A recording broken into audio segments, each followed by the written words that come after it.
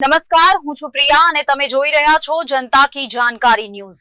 નજર કરીએ આજના સમાચાર ઉપર।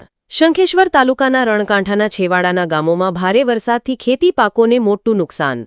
છેલ્લા 3 દિવસથી વરસેલા વરસાદે રાધનપુર સાંતલપુરમાં પૂર જેવી સ્થિતિ સર્જાઈ હતી। ક્યાંક જાનમાલનું નુકસાન તો ક્યાંક ગામો સંપર્ક વિહોણા બન્યા। અનેક બનાવો નોંધાયા। શંખેશ્વરના રણકાંઠાના વિસ્તારોમાં પાક નિષ્ફળ જતા ખેડૂતો મુશ્કેલીમાં મુકાયા। ગુજરાત પ્રદેશ કિસાન સંઘના પ્રમુખ જગમાલભાઈ આર્યે મુખ્યમંત્રીને લખ્યો પત્ર।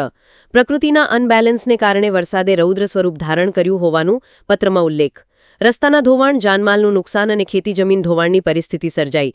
સરકાર કામગીરી કરી રહી છે, પરંતુ ખેડૂતો માટે તાત્કાલિક એક્શન પ્લાનની ખેડૂતોની માંગ। ખેડૂતોના પાકોને થયેલા નુકસાનનો તાત્કાલિક સર્વે હાથ ધરવાની રજૂઆત।